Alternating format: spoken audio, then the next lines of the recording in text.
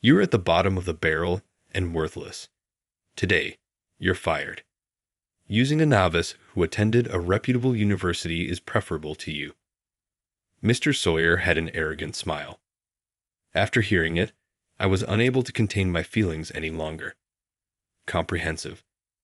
"I'm grateful for everything you've done so far." I said my goodbyes and walked out of the office. This was the pivotal moment that resulted in Mr. Sawyer's demise and my move towards starting over. I am Brian. I'm a 40-something regular office worker. I joined a local business and worked as a sales representative for a maker of precision equipment parts after receiving my degree from a nearby university. I put in a lot of work since I was a novice, and as a result, my performance is at the highest level. Everything in my life, job and family, is going well. My gracious wife is encouraging me to work hard. She helped me advance to manager status before any of my contemporaries. My supervisor, Mr. Foster, was the one who brought me up in this manner. However, Mr. Foster is already in his 60s, and I went to bid him my final farewell after learning that he would be retiring this year. I'm really appreciative of everything. Mr. Foster, it will be lonely without you. Brian, you'll be in charge of sales going forward. Try your hardest. I'm cheering you on. Yes, I will do my best. Mr. Foster gave me a shoulder pat and gave me a seemingly encouraging smile. Brian, a new manager is on the way. I'm confident you'll succeed. Your subordinates have a great deal of faith in you. Mr. Foster, I'll try to live up to your expectations. Kindly ease up going forward. Thank you. Seeing Mr. Foster, who served as a father figure to many at work, depart from the organization was quite upsetting. However, I swore deep down to manage my staff the way Mr. Foster managed his. The next week brought the arrival of the new management. Since he was from the headquarters, he was unfamiliar with this area. However, we were anticipating a wonderful individual because he was in the elite league and had graduated from a prominent university. It's good to meet you, Mr. Sawyer. Here as a manager, I'm Brian. I'm excited to collaborate with you. Which university did you graduate from, Brian? I graduated from Towson University here. When Mr. Sawyer heard my response, he grinned. I've never heard of it. You're claiming to be a graduate of some obscure subpar university. I guess you should do your hardest. Mr. Sawyer's patronizing demeanor internally infuriated me, but since I enjoy my work, I chose not to dwell on it too much.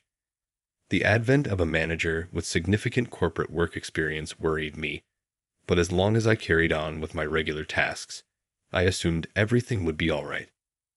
But my expectations were shortly dashed. Mr. Sawyer, who was unfamiliar with this area, started calling our current client connections cozy relationships and radically changed our dealings with them. Furthermore, adhering to this is how we did it at the headquarters. He gave us absurd assignments based on his own notions. Mr. Sawyer, the previous method was much easier for that task. Hey, don't be so naughty. Since I am the department head, please don't oppose me. I didn't mean to disagree with you. I believed I was offering wise counsel, but it appears Mr. Sawyer was merely enraged. Mr. Sawyer gave me a shrewd look. Are you trying to deceive me because I'm not familiar with this region? I wasn't thinking that at all, but Mr. Sawyer, your method is inefficient. How could you use that tone when speaking to your superior? This explains why individuals from subpar universities. Observing our conversation, my coworkers became alarmed. Mr. Sawyer was always this manner, not only with me, but also with the other staff members. Mr. Sawyer would often respond to our opinions by saying, "This is an order from the manager. Don't be a subordinate and oppose me." The environment within the company became toxic as a result of Mr. Sawyer's inability to listen to anyone. When my subordinates and I went out for drinks one day, they said to me, "Brian, isn't Mr. Sawyer getting out of hand? He doesn't pay attention to our thoughts about work and is altering our practices on his own." Yes, working has been a little challenging. Our procedures are unquestionably simpler and more effective, and the needless overtime is becoming intolerable. Sighing, all I could do was listen to my subordinate's grievances. I've mentioned it a few times myself, but he doesn't listen at all. That's the main idea. Brian, Mr. Sawyer treats you quite harshly. He always brings up prior educational experiences. If someone works with you for a while, they can see that you're competent at what you do. All I could do was try to encourage them, and I patted my subordinate on the shoulder. Well, maybe Mr. Sawyer will understand in time. Let's keep up the good work until then. Yes, I like this job, but recently I've started dreading coming to the office. Well, let's keep the sales going among us. Though I said this to my subordinates, the atmosphere in the sales department had indeed been bad recently. I wanted to do something about it, but I couldn't go against Mr. Sawyer, and he probably wouldn't listen to me anyway. Honestly, I was also feeling stressed by Mr. Sawyer's attitude.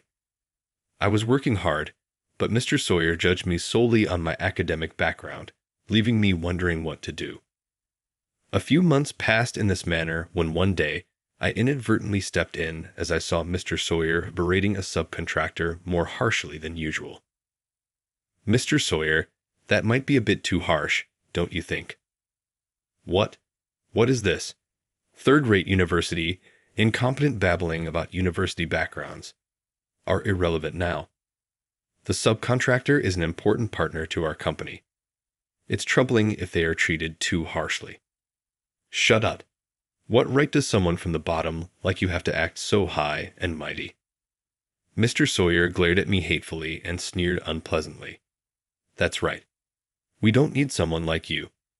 An incompetent bottom dweller like you is fired. It's better to use a new hire who graduated from a prestigious university. I thought I had gotten used to Mr. Sawyer's nonsensical remarks, but his words this time made no sense to me. What do you mean? Haven't you heard, incompetent? There's a new person joining the sales department tomorrow. He's an elite, graduated from a prestigious university. Is that so? It's clear that someone from a prestigious university is more competent. I've decided to make the newcomer the manager instead of you, starting tomorrow. I was utterly shocked by Mr. Sawyer's statement. I looked at Mr. Sawyer doubtfully, wondering if he was serious, but he was grinning smugly. It would be tough for the newcomer to suddenly become a manager. I've decided I'll speak to the HR department. As the department head, by tomorrow, you'll probably be fired. It'll be refreshing to be rid of an incompetent bottom dweller employee. I couldn't take it anymore after being told that. Understood. Thank you for everything up until now. After saying my goodbyes, I left the workplace.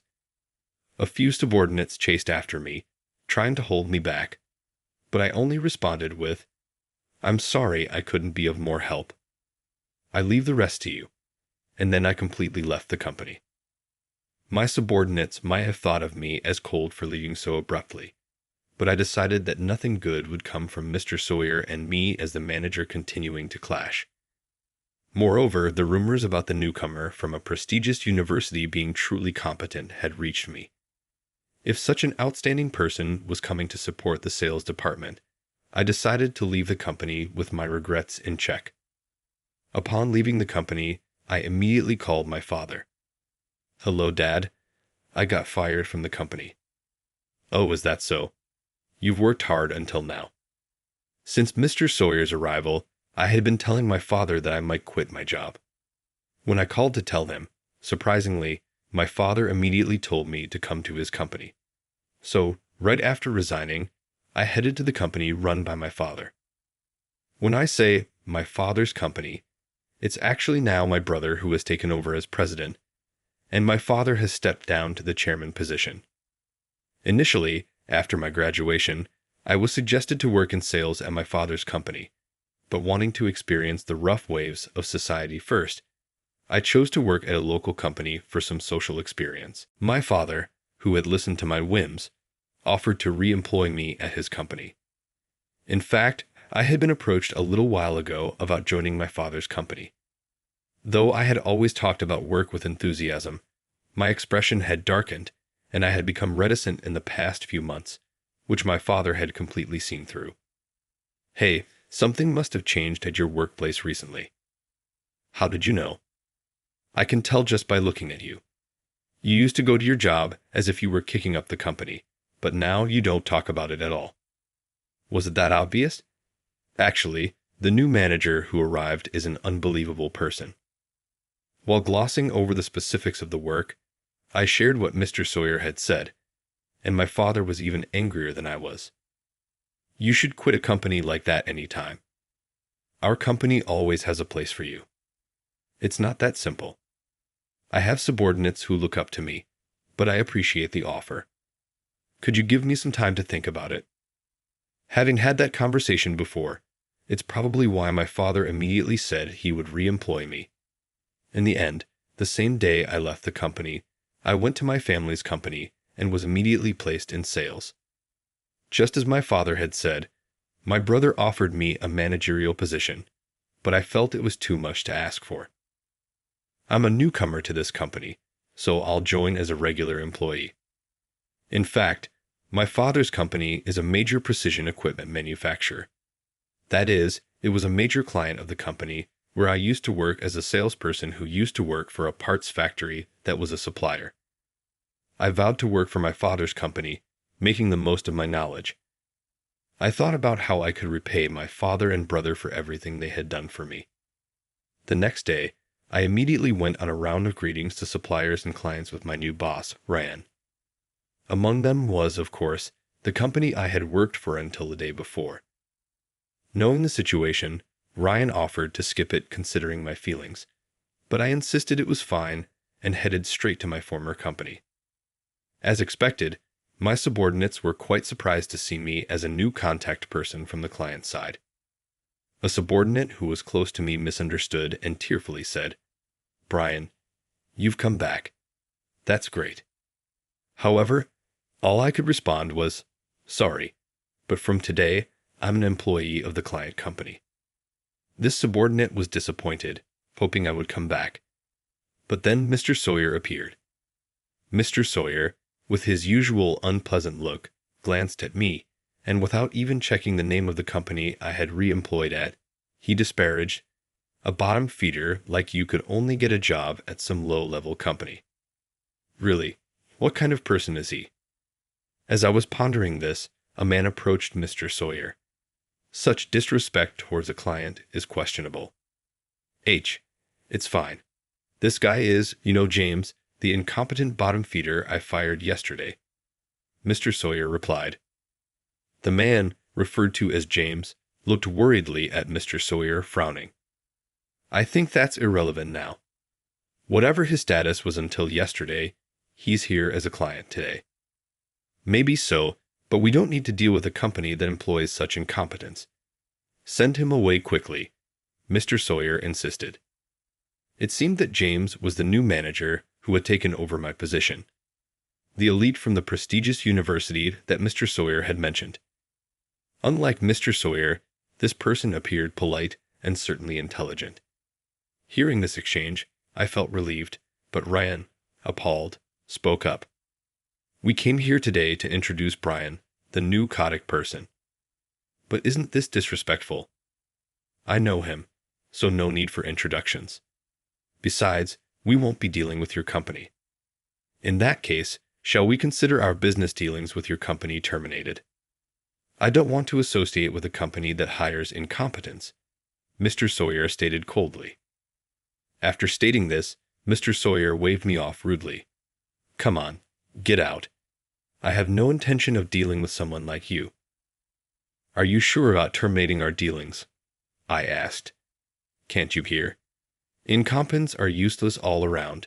Get out quickly, or I'll call security." With that, there was nothing more to do. Ryan and I returned and reported the incident to my brother, the president, and my father, the chairman. My father, with a troubled expression, said, "We've had a long relationship with that company, but maybe it's time to end it," and started writing something. The rest of the story was relayed to me later by a subordinate I was close to. A few days later, President Watson personally summoned Mr. Sawyer. "Mr. Sawyer, you've done something unthinkable." "I have no idea what you're talking about," Mr. Sawyer replied, looking troubled. "You turned away a new Kodak person who came to greet us the other day, didn't you?" "Oh yes, that guy. But there's no need to worry about it.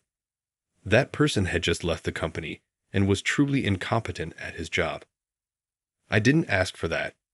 Turning away a Kodak person is not the way to treat a client. But it's fine not to deal with a company that employs such a person," Mr. Sawyer retorted nonchalantly. However, President Watson, with a stern expression, presented a letter. "Did you check which company Brian came from?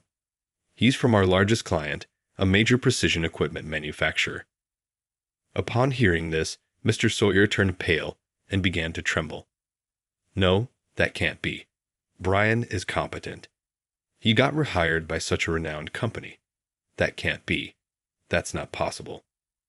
Mr. Sawyer, trembling, started reading the letter President Watson was holding. As he understood the content, his face turned pale, and he began to shake. The letter stated that there would be a permanent halt in dealings with the major client, and Mr. Sawyer was the reason for it. "Why? I didn't do anything." "Read it carefully. It's written that you turned away Brian and unilaterally declared a halt in dealings from your side." "What?" "Of course, my father was the one who sent that document, and I was the one who provided the information. Deals with my father's company accounted for 30% of my former company's total dealings. Therefore, not being able to deal with us would be a significant loss. Based on this, I had James conduct interviews with the subordinates. It seems you've been giving unreasonable orders and verbal abuse for some time." "No, I never. Maybe I got a bit too passionate in my guidance and went too far. I've heard that it was because of this that Brian was forced to leave," President Watson said, glaring at Mr. Sawyer. Desperately making excuses, Mr. Sawyer stammered, "That's not true.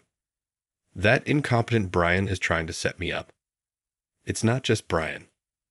Other subordinates have also reported verbal abuse and terrible behavior from you."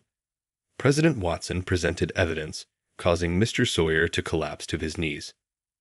Watching Mr. Sawyer, President Watson declared calmly, "Mr. Sawyer, as of today, you will relinquish your position as department head." Upon hearing this, Mr. Sawyer covered his face with both hands and started shaking, crying. Later, President Watson visited my father's company to ask if they would consider resuming business with them. "I apologize for the great rudeness and inconvenience caused by Mr. Sawyer. I will take responsibility for his guidance. If his behavior does not improve, we will consider taking disciplinary action. It's a presumptuous request, but could we possibly resume our business dealings?" I had no grudge against President Watson. On the contrary, I was grateful for the employment until recently. After discussing with my father, we decided to resume the business dealings. Hearing this, President Watson grasped my hand and expressed his gratitude. Half a year later, a former subordinate invited me for a meal and shared what happened afterward. "Brian, it was quite a mess after that." The subordinate seemed eager to tell me. Following the incident, Mr. Sawyer's erratic guidance and abusive behavior came to light, but the company's regulations did not lead to his dismissal. Instead, Mr. Sawyer was demoted to a regular employee, and his salary was significantly reduced. He was given a completely different job, spending all day organizing files in the storeroom. I thought this was lenient enough, but it seems Mr. Sawyer couldn't accept any punishment. Angry about having to do boring work alone in a room after previously commanding many subordinates, he resigned on his own. However, after learning about the circumstances of his resignation, his wife, dismayed by his selfish behavior, left him, and they divorced. He had a son, but the son also left with his mother, leaving Mr. Sawyer all alone. After sharing this, the subordinate's face brightened. With Mr. Sawyer gone and James joining us, working in sales has become much easier. James, my successor, became the manager after Mr. Sawyer's resignation. He even came to the drinking party today and greeted me, saying, "Thanks to you organizing the team so well, I've been able to manage somehow, even though I'm new to this position. I truly appreciate it." Not at all. I had heard rumors about your competence before. I'm really grateful to you. It seems James wanted to express his gratitude to me directly. Despite the fact that both Mr. Sawyer and James are elites, James stands out for being both compassionate and competent. It truly made me happy that he assessed my work rather than making assumptions about me based on my university. That was the instant I knew all of my efforts had been worthwhile. James and I became friends after we had dinner and talked. James, who was ready to give his all at work, asked me a number of questions after receiving a surprise promotion to sales manager. I was quite delighted to see James's commitment. The sales department became more positive once Mr. Sawyer left, and sales output increased dramatically. I was reminded by this experience of how much leadership and the environment of the workplace affect productivity. I felt inspired to put in a lot of effort in my new job. Afterwards, I found out that President Watson had not intended for Mr. Sawyer to step down. In fact, plans were in place for Mr. Sawyer to go back to his previous job if he had expressed regret and worked hard for roughly 3 months. "There's no such thing as a boring job," he said, hoping that he would revert to his earlier level of sincerity. Sadly, it appears Mr. Sawyer missed the fact that this was President Watson's last act of compassion. Mr. Sawyer left the company without appreciating his work and without knowing President Watson's goals.